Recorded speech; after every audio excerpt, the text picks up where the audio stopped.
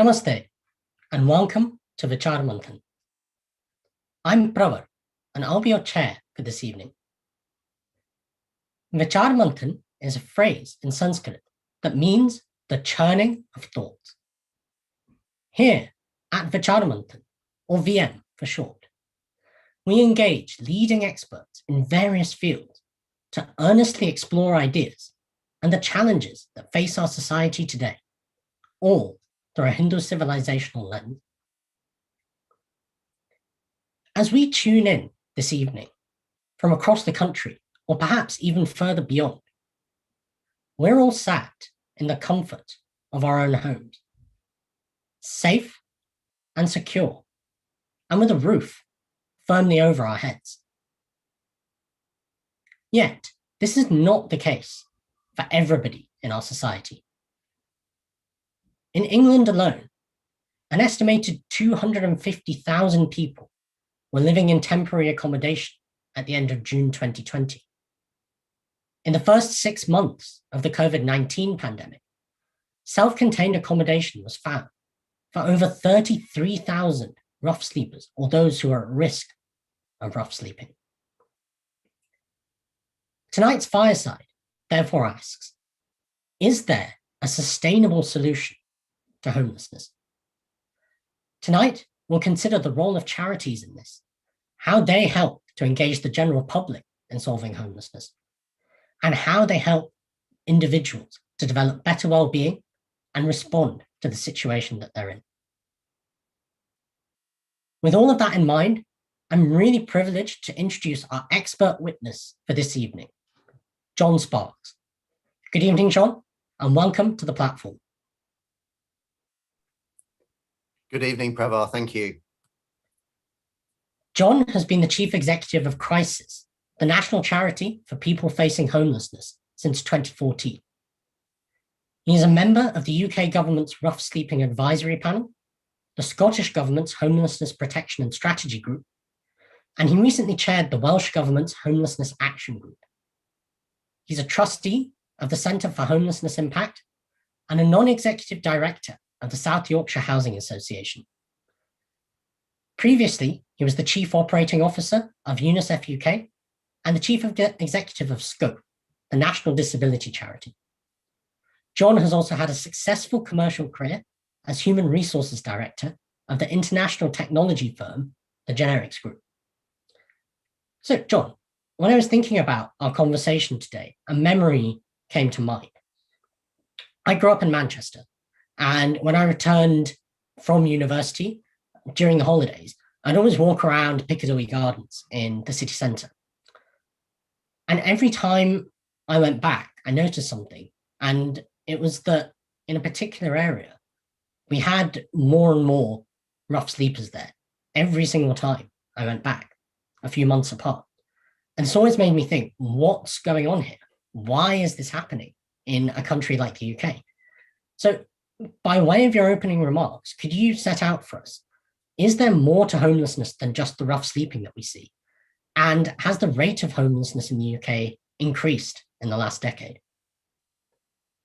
Okay, thank you, Pravar, and it's a privilege to join you this evening to talk about what I think and what my colleagues think is a really important subject. And you're quite right that rough sleeping and the rough sleeping that you will have seen in Manchester is the most obvious, most visible type of homelessness that we're dealing with.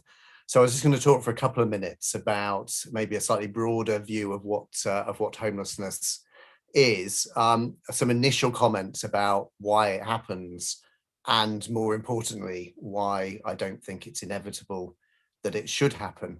And then I'm really looking forward to the discussion. So, I mean, at its simplest, homelessness is about not having a safe and secure home. And I'm going to say something right at the beginning, which I think is really important. Homelessness is about poverty. It's pure and simple. It's about, of course, it's about individual circumstances, but it's also about policy choices that are made across this country and other countries. And you know, as I said, the most visible type of homelessness is rough sleeping. but it includes people who might be living in temporary accommodation, including hostels, shelters, B&Bs. It includes people who you don't see, and in every sector there's some jargon, and we talk about people who are experiencing hidden homelessness, people who might be sofa surfing, either with people they know or, more worryingly, people they don't know, people who might be living in squats or sleeping in cars or sheds. But all of these things have one thing in common: these are people who don't have a safe and secure place to call home. So, I mean, a little bit about why it happens and what causes it. And as I said, there are issues about people's personal circumstances and the pressure people are under to meet high rents when they may have insecure employment and so on. But there are also policy drivers as to why homelessness would happen in a country, as you said, 21st century Britain, one of the wealthiest countries in the world. So from an individual point of view, we see people forced into homelessness for lots of different reasons: poverty, lack of affordable housing, unemployment, people who are escaping abusive relationships and have nowhere else to go, people who are leaving institutions like the care system or prison with no housing to go to. So lots of different reasons why at an individual level they might be forced into homelessness. I see through my colleagues at Crisis and the frontline work they do, people's homelessness being ended day in, day out. So when I say that I don't believe homelessness is inevitable and it can be ended, I see the evidence for myself every day from the amazing colleagues I have at Crisis working with people to end their homelessness. So I think homelessness can be ended. And what that doesn't mean, it doesn't mean that no one will ever lose their home again. But what it does mean is that if that happens, it hardly ever happens. When it does happen, it doesn't happen for very long. And when it's happened once, we make sure it doesn't happen for that person again. We use this phrase rare, brief and non-recurrent. So it rarely happens. When it does happen, it's brief and it shouldn't be repeated. So what do I mean by ending homelessness? Well, I think there are a few tests. Firstly, at its most basic, no one sleeps rough. Nobody should sleep rough on the streets of a wealthy or any country. Secondly, that when people are homeless in emergency accommodation like shelters or B&Bs, that anybody who's in that situation has a plan to move on and get a home. And thirdly, that people in institutions, as I said, like prison or the care system or hospital or the mental health system, that nobody leaves those systems without housing arranged. And where's my optimism come from? Well, look at the 33,000 people you talked about who were helped out of rough sleeping and into self-contained accommodation in 2020. Now, booking 30,000 people into hotels doesn't end homelessness, but I tell you what, it certainly shows what can be done with the political will, resource and mobilization of communities and charities, that it shows that change can happen, and it needs to. So I'll just say a couple more things. It absolutely needs to.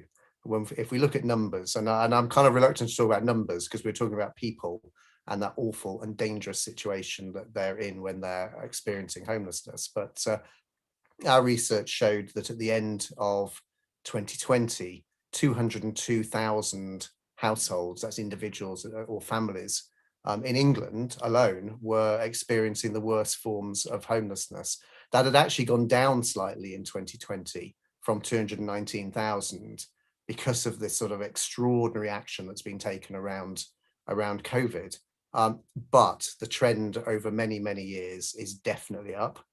And our research and modeling shows that if we don't take urgent action starting now, then we could see that rise by at least another 20% in the next decade. So that's just hopefully sets the scene about homelessness. I mean, it's a desperately dangerous situation for people to be forced into. It's happening to too many people, and we think it can be solved. Thank you very much for that, John. I think you've covered an immense amount of ground there, which is incredibly useful for us. I want to pick up on something that you briefly mentioned. You said policy choices. What have been the key policy choices that have driven the current situation that we find ourselves in? So I'm thinking about, well, first of all, the level of truly affordable housing. You know, it's very straightforward that the solution to homelessness, of course, it's not only about having a home, but it always is about having a home. You know, you can't end homelessness without having homes that people can really afford to live in. So so building social housing, and if you look over decades, certainly in England, you've seen just an absolute desperate shortage of social housing supply. Quite different in Scotland and Wales, actually, where there is clearly a commitment to building social housing. So that's a big area of policy. The other one is around welfare. As I said right at the very beginning, homelessness is about poverty. We have a welfare system in this country which should be there to keep people out of poverty, destitution, homelessness, and so on. And again, one of the things that the COVID experience has shown us is that these policies are perfectly possible to be changed. So in April of last year, for example, the UK government made a change to housing benefit that we've been encouraging them to do for some time, which was to make sure that housing benefit meets at least the lowest third of local rental markets, and that made a massive difference overnight. And I mean, sadly, it was just the reversal of a decision to do the opposite that had been taken in 2012.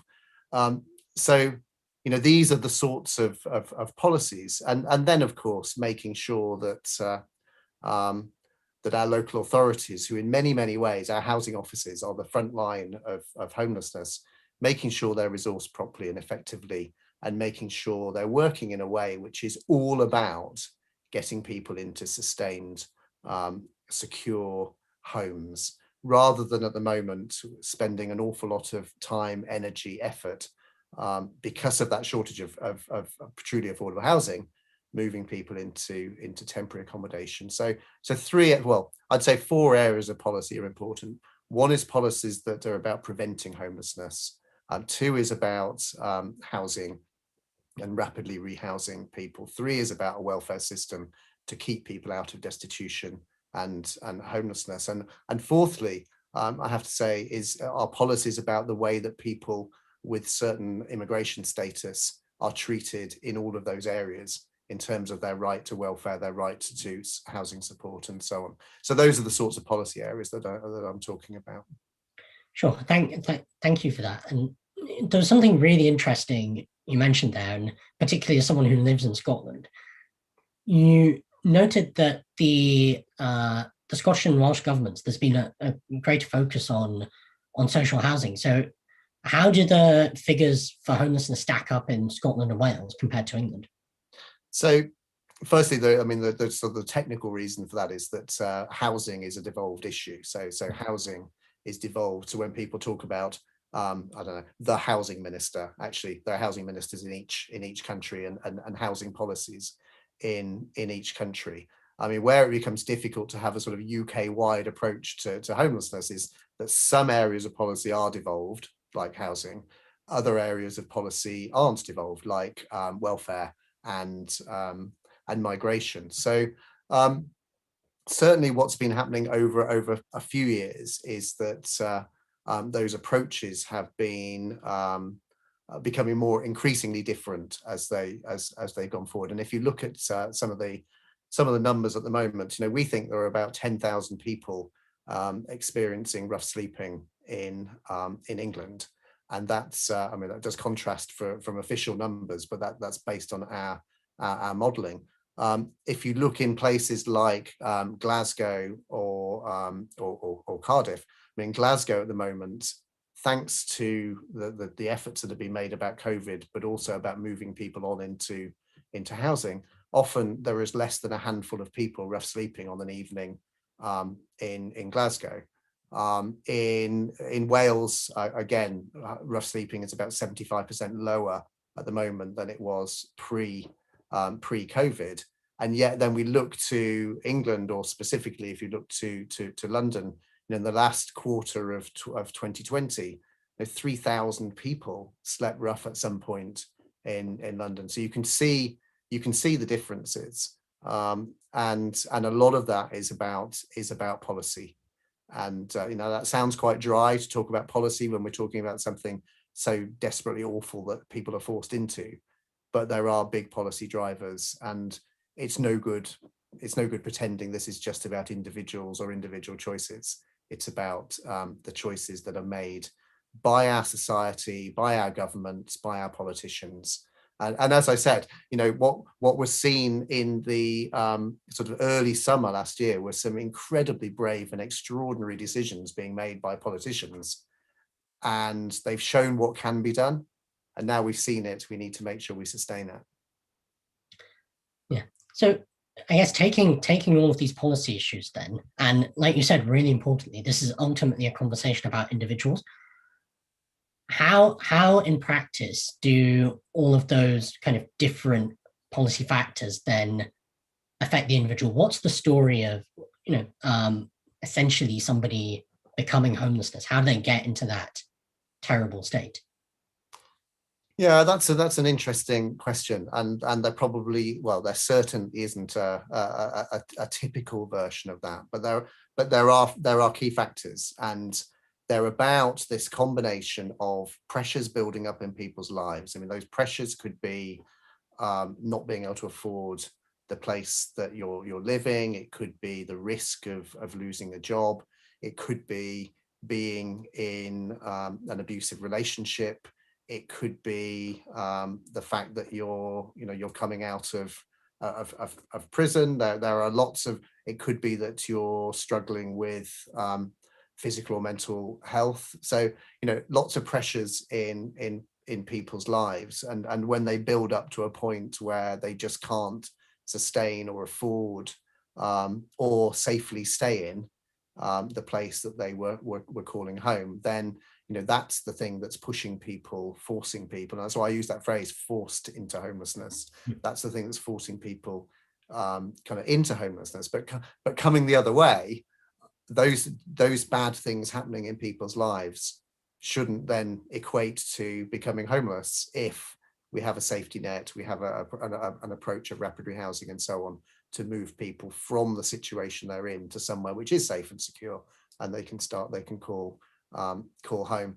And I think one of the other things is that it's about the experience of sofa surfing, and quite often that can be someone's first experience of homelessness, and sofa surfing as a phrase starts to feel a little bit like that's exciting or fun, but it's not. When you're staying on someone's sofa or floor, and they've got their life to get on with, particularly during COVID, there's a real issue there as well, but even generally, you feel insecure. It affects your mental health, it affects your engagement with employment, and you feel just rubbish because you're relying on someone else and their goodwill.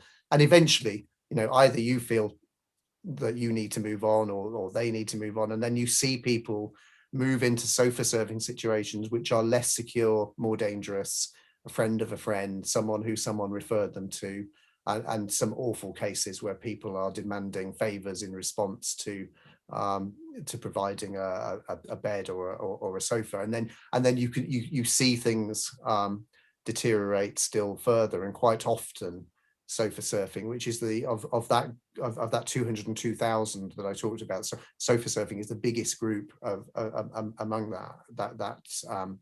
that overall group.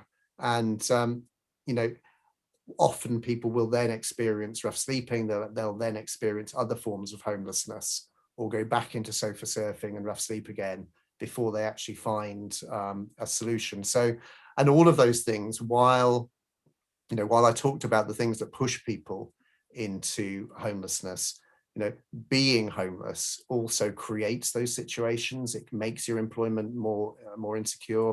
It certainly affects your mental health. It's quite often associated with misuse of alcohol or drugs as a consequence of your homelessness. And you can see that spiral that unless there's a system that is going to help people and support people when they need the support, they'll continue to be homeless and continue to experience those dangers.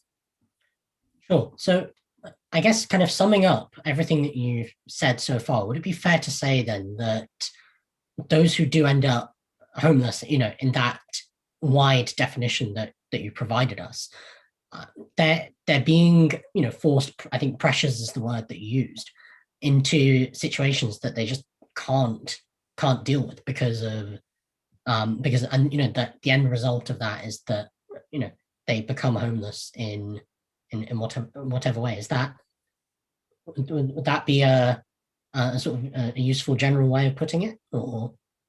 Yeah, I think so. I mean, in very simple terms, and it's not simple, but in very simple terms, it is that combination of the pressures that build up in people's lives and the lack of alternatives for them. And of course, if those pressures build up in someone's life who has a good network of friends, has plenty of money in the bank, has a good job, then the outcome from that is very different to if you're already living in a difficult situation, in poverty, maybe you've experienced trauma as a child and throughout your life, and so on. So so the things that trigger homelessness don't trigger homelessness for everybody, and that's why we need to focus. You can start to look at, well, who's most likely to experience homelessness, and make sure we give people the support they need before that happens. I mean, that's why I talked about prevention earlier. This is far better if it's prevented from happening in the first place than having to do the very complex, very expensive work to support people and move them out of homelessness and back into having a safe and secure home. Of course, we must do that, but it would be better if we prevented it in the first place. Absolutely, and I think it's really important that you mentioned prevention, because I think that just takes us nicely onto the next stage of the discussion. So you're the chief executive of Crisis.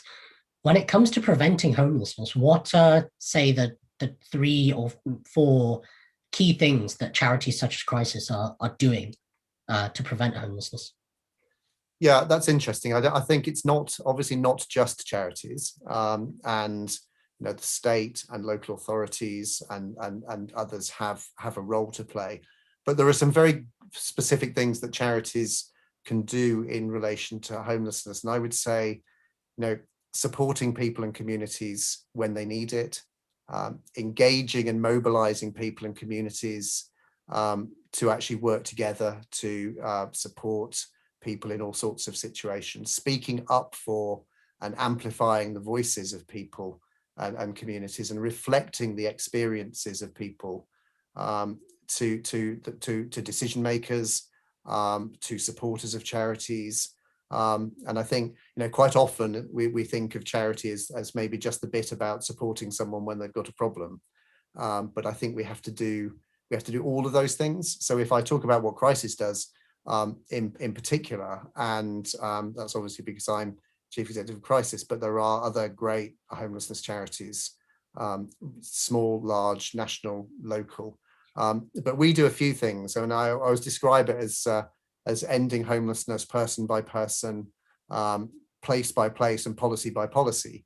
And certainly we support people, so our teams throughout England, Scotland, and Wales are working side by side with people who are either experiencing homelessness right now, or they're at imminent risk of homelessness.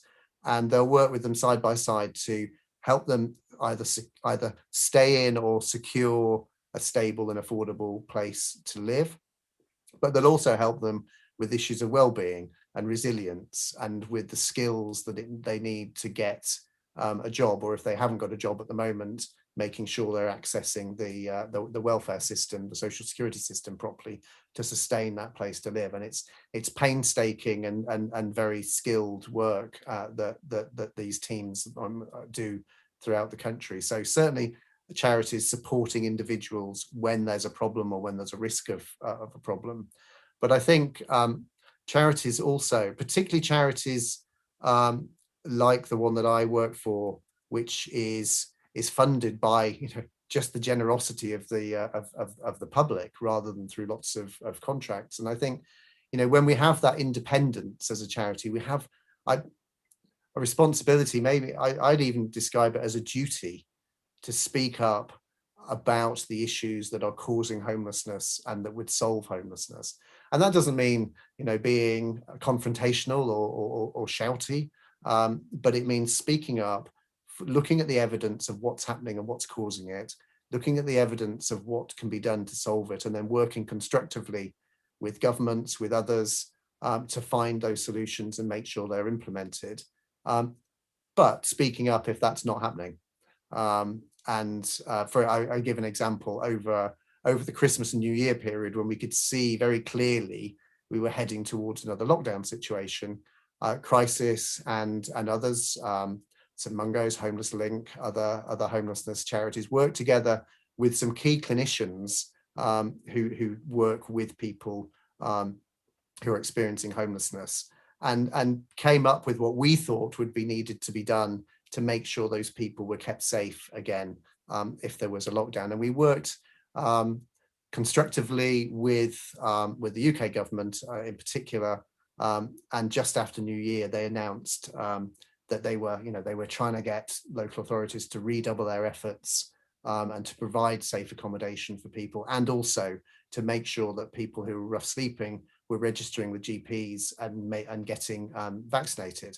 And I think that was a really good, positive experience. Of course, from then on, we monitor really carefully and really honestly how that's happening in practice, and then feed that back. So I think it's really important. I just think charities, as well as supporting and caring for people, just have this absolute duty to speak up on the issues, rather than, so when I say ending homelessness person by person, we're perfectly willing to keep ending homelessness person by person by person for as long as it takes. But I'd far rather work to make sure that it doesn't keep going for forever. And that does mean charities speaking up on the issues that cause the problems that they're tackling. And so clearly from what you're saying, John, it's that charities have got this role in a field of multiple actors.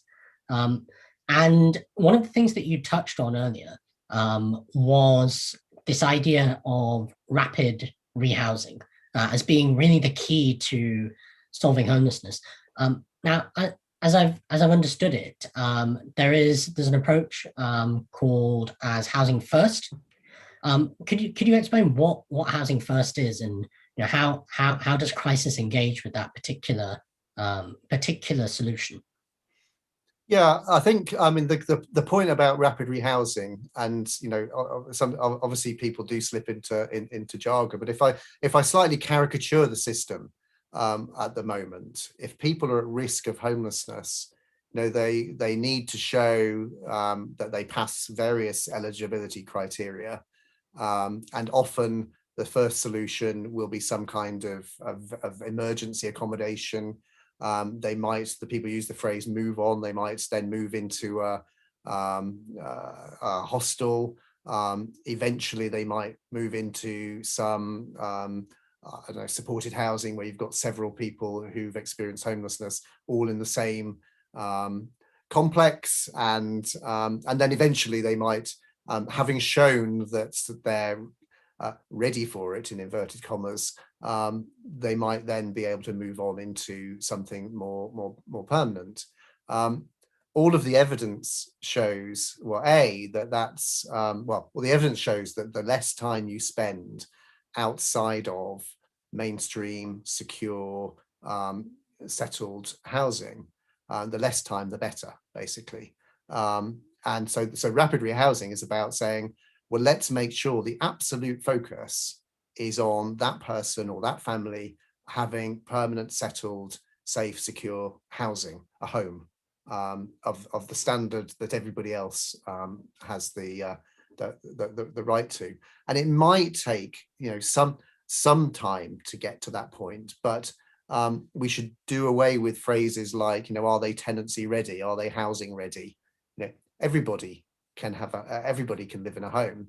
The variable is how much support they need to do that. So rapid rehousing is about saying, actually, we're going to be more likely to end that person's homelessness and homelessness more broadly if we focus absolutely everything on making sure that the housing solution is there as quickly as possible. Housing first, if you like, is a subset of that says, okay, there are people who are experiencing homelessness who may also have some quite complex support needs. They may have the combination of a serious mental health issue.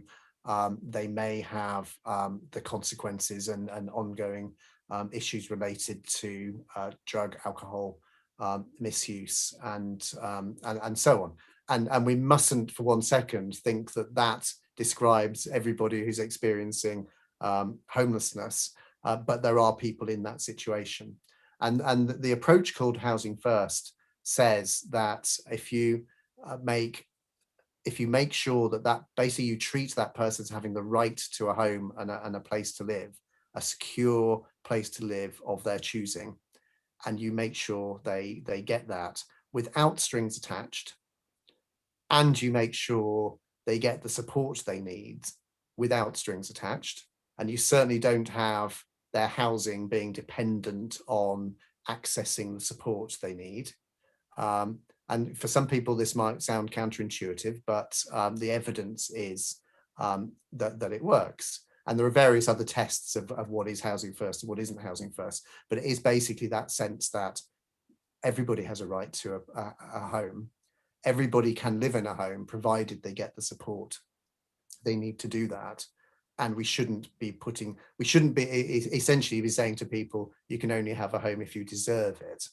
Because that, I mean, as a concept, that is just, I think, an appalling concept. Housing First has been adopted at different rates in different countries. I guess the country we always talk about around Housing First is Finland, where they adopted it right at the very heart of their system.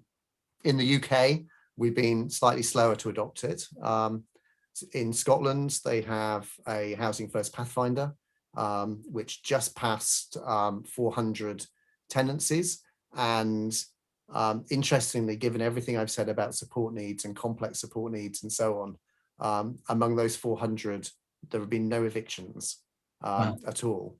In England, there have been some big pilot projects in Greater Manchester, Liverpool City region, and the West Midlands, which again have shown that this is an approach that works. At Crisis, we think this is something which should be rolled out, should be at the heart of the system. And people will always say to me, but Housing First isn't for everyone. And they're absolutely right.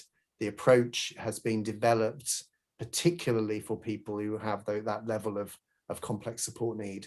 And for that group of people, if it's done properly and if the approach is followed properly, it works. And we did some research at Crisis a few years ago in Liverpool City region, and we looked at what was happening to people who were in shelters, hostels, rough sleeping, and so on. And each year, something like only 15% of that group of people were actually getting out of that situation. So 85% of that group of people were essentially circulating between rough sleeping, maybe some time in hospital, maybe some time in A&E, some time in prison, some time on the streets. And for that group of people with that level of complexity, Housing First is shown to be 85% successful. So in a sense, you're looking at the traditional model, which is 15% successful, and a Housing First model, which is about 85% successful. Sure. I know which one I'd choose. Yeah, definitely. And I want to briefly come on to support in a moment. We're coming up to our audience Q&A soon. So for the audience who are listening in at home, please do send in your questions on YouTube for John. We'll come to those very shortly. Before we do that, John, just to pick up this point about support. So here at Vichaar Manthan, we look at everything through the lens of dharma, or what we call sustainability, in other words. And to bring ourselves closer to this idea of dharma, we want to help every single individual flourish and every single individual, cultivate more wholesome mental states and good well-being. So as part of this, we look at how individuals can be supported, how they, how they can develop to withstand some of the pressures that you mentioned earlier. So when it comes to these complex support needs, you mentioned resilience as an example earlier. Why is resilience in particular so crucial? Well, I mean, our experience at Crisis over many years is that there are, and I really don't like sort of boiling things down to 3 things or 4 things, but when it can be complex. But our experience is, and over the years, is that people who are experiencing homelessness, there are 4 things that we've seen people need, and they need all of them. And the first of those is a safe, secure place to live. The second is, I'd say, the means to be able to afford that place. So whether that's employment, whether that's use of the social security system. The third thing is good health and well-being. And we've talked about some of the health impacts that homelessness has. So supporting people to regain or gain good health and well-being. And the fourth one is networks of positive relationships. And in a way, resilience is a sort of shorthand for quite a few of those things. But it's that, it's having a good support network, it's having good support with your health and any well-being issues, and it's making sure that you're also able to sustain the place to live that you've got. So and I think that's the case. Those things are important. Well, in a way, they're kind of things that are important for all of us, but they're particularly important when you have that insecurity of homelessness and the danger of homelessness, to get people out of that situation again. And one of the most rewarding things in my job is seeing our 11 centres around England, Scotland and Wales, and seeing our staff working alongside people who've experienced homelessness or are experiencing homelessness, and seeing that come to an end, and proving time and time again, nobody needs to be homeless. Nobody is beyond help. Nobody can't move on in some way in their lives if they have the right support. And that might be, in the most complex situations, that might be ongoing support forever. But then so be it. Let's do that. That's the human thing to do. So I think it's now time for our audience Q&A. Thank you to the audience for sending your questions in. And the first question we've got, John, it touches on something that you mentioned about personal networks just now. And the question's come in from Ajay. And Ajay's asking, before we look at, for example, overhauling national policy, do we need to change the narrative of personal networks around homelessness? For example, encouraging families and friends, no matter what situation they're in, to support each other more. I can only say yes to that. I mean, I think people being supported by those, I mean, that's when I talk about the services we provide and helping people to establish and re-establish those networks of positive relationships. People who have the support of family, friends, networks in that way, people who are able to access enough money to be able to afford a place to live, people who are supported to have good health, well-being, and people who have somewhere to live. These people don't become homeless. These people don't experience homelessness. The absence of all of those things make it much more likely that when those pressures build up in people's lives, that actually they have got nowhere to turn, and homelessness becomes something they're forced into. So I think, absolutely right. One of the things that so many people have talked about during the last 11-12 months throughout coronavirus, I think we've probably all heard the word kindness far more often than we heard ever before. And certainly in a work context, I know I've heard the word kindness way more times than I'd ever heard it at work before. And I think let's not let that go. that sense of resilience, that sense of family support and so on is so important. But at the same time, if people don't have it, let's make sure that we're finding ways of providing it and encouraging people into that situation, because it's very easy for us to sit in the comfort of our networks of good friends and family and think, well, what's it got to do with me? And this is also about helping people who haven't got the comfort of those things particularly. So I think from what you're saying, certainly there's a need for compassion as a massively important thing and throughout society. I want to pick up on, so there's another question that I think touches on something you mentioned earlier, and that's health. So Akshay is asking, health's a big challenge in homelessness. Do we currently have evidence that shows that the policies of rapid rehousing and housing first actually reduce illnesses, develop more stable health and well-being, and ultimately reduce burden, I think is perhaps not the right word, but reduce some of the pressures that are on our NHS at the moment as well? Absolutely. I mean, there's a number of things to say to that. I mean, one of the things that happened last summer when that big initiative, everyone in, that you talked about, with the 33,000 people supported and so on, when that happened, there was actually an evaluation of that reported in the Lancet about the health consequences of that, and they demonstrated that during that period 266 lives were saved, and something like 21,000 instances of people catching coronavirus were saved from happening as well, and more than 1,000 hospitalizations were avoided as well. So there was absolute evidence of that. I mean, looking more broadly, if I was able to share my screen, I would find a graph which I often refer back to, which was from a report from Scotland in 2018 on health and homelessness. And it showed that for some interactions with the health system, that for as much as 5 years before someone presented themselves to the local authority as being at risk of homelessness, their interaction with the health system went up and up and up and up during that period.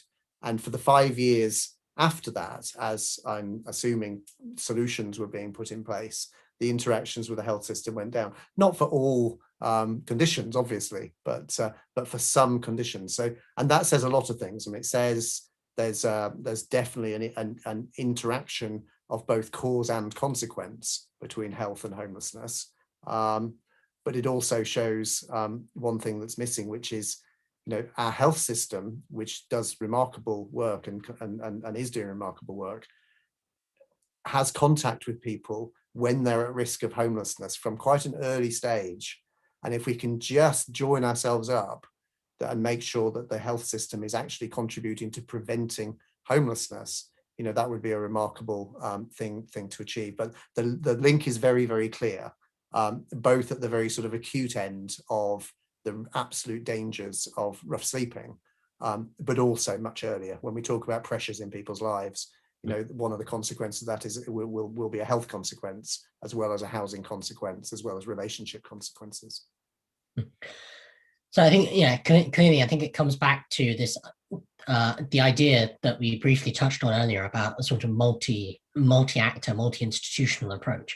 And in relation to that, you talked about finally in April last year, the government adopting some of the policies that Crisis had recommended. So Gaurang is asking, some of the changes that the government has made, how sustainable are they? And when we kind of get to what we're all calling the sort of new normal, when eventually we're out of COVID, is there a risk that things are just going to go back to normal?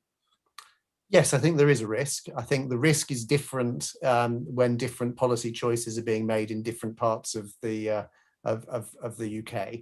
And of course, it's not sustainable to use 30,000 hotel rooms as the answer to rough sleeping. Of course, that's not sustainable. Those hotels are for completely other purposes. And of course, being in a hotel room is no solution to your homelessness. I think I mean, personally, I'm always incredibly optimistic. I think what can be sustained is that sense of what's possible. And, I think that's the incredible thing that happened in relation to homelessness during the coronavirus situation, was that we saw what's possible.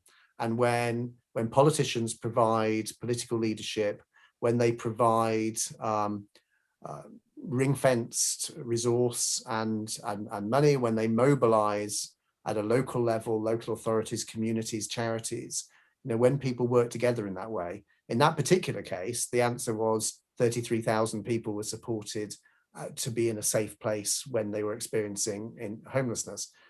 But we could do the same if we're really committed to this. And the Scottish government and the Welsh government have said very, very clearly over the last few years they're committed to having plans to end homelessness in their countries. And I've been privileged to work with them to develop those plans.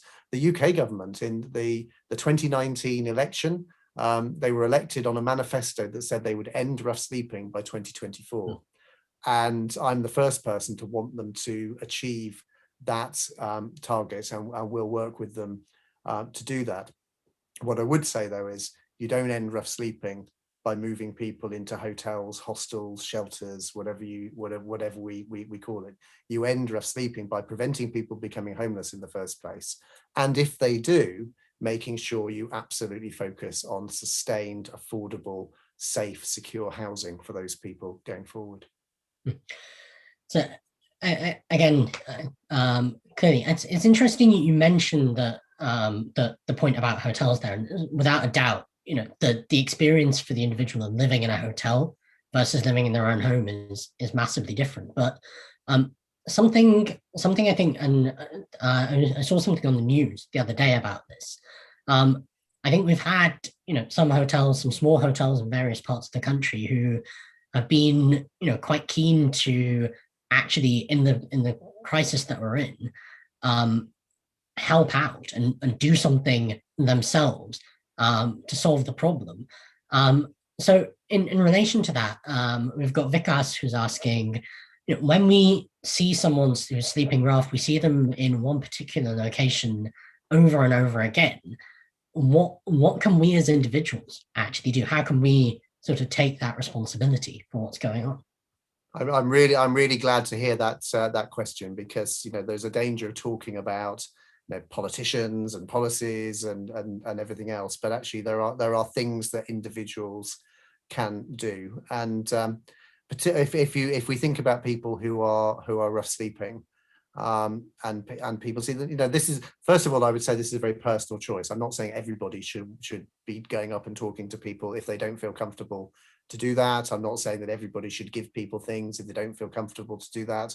But I think if people do feel comfortable and they want to help people, then start by asking them what they need. Asking them whether they're in contact with services that are supporting them. And even if you don't necessarily feel confident to go up and actually talk to someone, if you see someone who is rough sleeping, then there's an app you should download called StreetLink, and that app is basically the way that you can go online, register where you've seen someone that you're worried about rough sleeping, and that puts them in touch with the local what's called outreach team, which will then be able to find that person and provide them with some support. So I'd say number one, get StreetLink on your phone and use it. Number two, and actually, if you see someone who is in real danger, then of course the answer is to phone the emergency services. I should say that in Scotland, they don't have StreetLink. In Scotland, the answer is to phone your local council rather than the StreetLink option. But then the third thing is ask someone what they need. But the only thing I'd say about that is, you're asking them as one human being to another, and don't have strings attached to that. If you give someone something as one citizen to another, then I would say give it honestly, give it in good faith, and remember that once you've given it to them, it's theirs. You don't own it anymore. Whatever it is, whether it's a pair of socks, whether it's some money, whether it's a sandwich, whatever it is, give it in good faith if you feel confident to to give. But I do recognise that's a very, very personal choice. I think there are some other things individuals can do, and I would say join with the charities that are campaigning on these issues, support them. Crisis has been campaigning since 1967. We're currently campaigning against new laws which make rough sleeping potentially the grounds for deportation for non-UK nationals. We're also campaigning for the long overdue scrapping of a thing called the Vagrancy Act, which has been on the books since 1824 and which criminalizes people for rough sleeping. So join in the campaigns of charities that are campaigning on these issues. And if you can, provide resources, whether that's fundraising, volunteering, donating, whatever it is. There are lots of things we can do as individuals to support people who are going through this. You mentioned volunteering just there. Before we move on to the next question, could you just set out a couple of ways in which people can actually volunteer their time with a charity like Crisis? Yeah, there's a few ways, and I think we have year-round services which are supporting people, and I'd give an example of where we're helping people to build the skills and confidence to move into employment. There are many great employers who work with us on that, support people in developing CVs, mock interviews, work experience, and so on, and lend us their support in that way. I think there's an important role for volunteers in things like befriending. So, when someone has experienced homelessness, there's a lot of mistrust gets built up from the fact that they're not treated well for a large part of their experience when they're experiencing homelessness. And when we do finally get a solution, of course there are still issues that need to be resolved like that. And the area of befriending is a really important way that people can volunteer, and whether that's online, whether that's by phone, whether that's face to face, all of these things are possible. There is something that then Crisis does, which probably is a bit more unique. I mean, those are things that many charities you could volunteer your time for. We do a big initiative around Christmas, which of course homelessness isn't about Christmas; it's all year round. But there is a point in the year for many people where the difference and the loneliness and the that people experience is just in stark contrast to the way many other people are spending the time at that time of year. And we often have thousands of volunteers over that period of time at the end of December, early January. So there are lots of ways, and all year round, and not just Crisis, but local homelessness charities in pretty much every community, I would say. And I think a lot of what you've said, I think it really sort of brings out this idea again of compassion, of personal networks, and befriending others. And I think we've got time just for one more question. And on that note, so it's a question that's come in from Sham, and Sham's asking.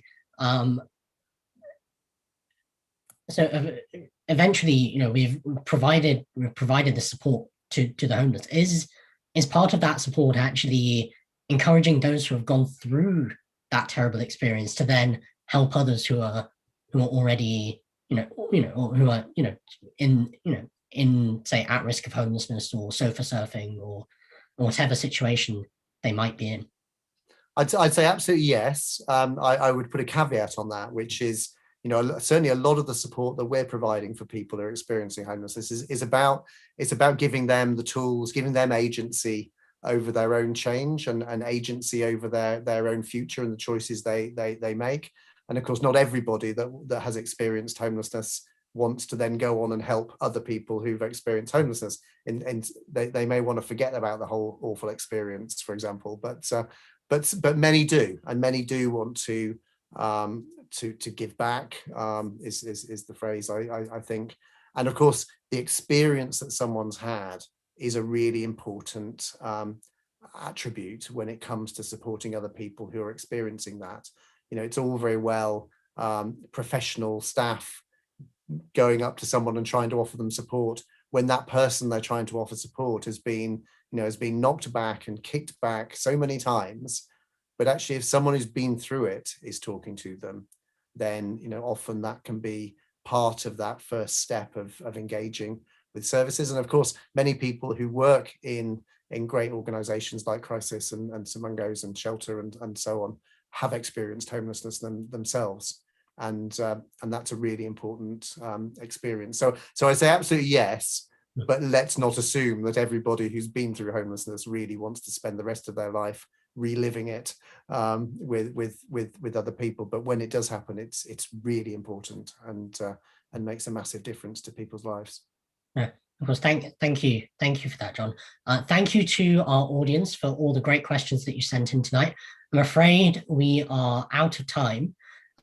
So we're going to move on to, I think, some closing remarks, John. So in light of everything that we've discussed today, and we've talked about rapid rehousing, we've talked about support systems. In all of that kind of big picture, how important is it in particular to actually have that wider support package for the individual once we've given them that home? So if you could just end with that for a couple of minutes. Yeah, I think so. I think where I started was this point that homelessness is about poverty. It's about, at its most basic, not being able to afford a place to live. But we also know it comes with support needs in other ways as well. And as I said, the experience of our services at Crisis in supporting people into the place to live, making sure they've got sustained income and employment wherever possible, that we're supporting their health and well-being, and that we are supporting them in the development of those positive networks of relationships. That's I think there's a shared responsibility in all of that. So there's a responsibility for all of us in our communities. I think there's clearly a responsibility on statutory government, local government bodies to tackle that situation, and there's a responsibility on those charities, those social change organisations that are working in this field. And I think there's a phrase that I used earlier, which is this thing that ending homelessness isn't just about the home, but it always is about the home. So let's make sure we keep that as our focus, that getting a sustained. I saw a thing on Twitter earlier where I think one regional newspaper had been reporting in a very positive way that these new, very temporary sort of houses made out of storage containers had been used very successfully, and they were quite positive about it. And someone had said, why is it with homelessness it's always about, or here's a great new storage container, here's a great new bus. How about it being about a home rather than those things? So I think we do need to keep that focus, but also just remembering that those pressures that are happening in people's lives are happening in a lot of people's lives. They're happening in more people's lives at the moment. There are more people who are feeling very, very insecure about their employment, their ability to make their rent at the moment. And I think with everything I've talked about policy and big solutions, there's a solution which is about good neighbours and good communities, and actually caring for the people around us and what's happening to them. Well, thank you very much, John. Thank you for joining us this evening. It's been a real pleasure to have you here with us. So we're coming to the end of our program for this evening. We've explored a massive range of things.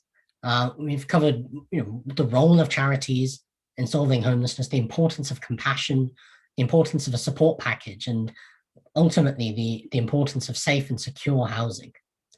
Thank you to our audience tonight for taking out your time to join our discussion. And thanks also go to our well-wishers, without whom these events would not be possible. If you'd like to find out more about our past events or become a well-wisher, please visit our website, www.vichaarmanthan.org. You can now also access the VM podcast, which is a brand new project by the team at Vichaar Manthan, hosted by VM fellow Sumit Sharma. The first 2 episodes are out now and available on all major podcast streaming platforms, as well as through the VM website. We'll be back very, very soon on Saturday, the 20th of February, 2021 at 7 p.m. for a special discussion on Vichaar Manthan 2020 review.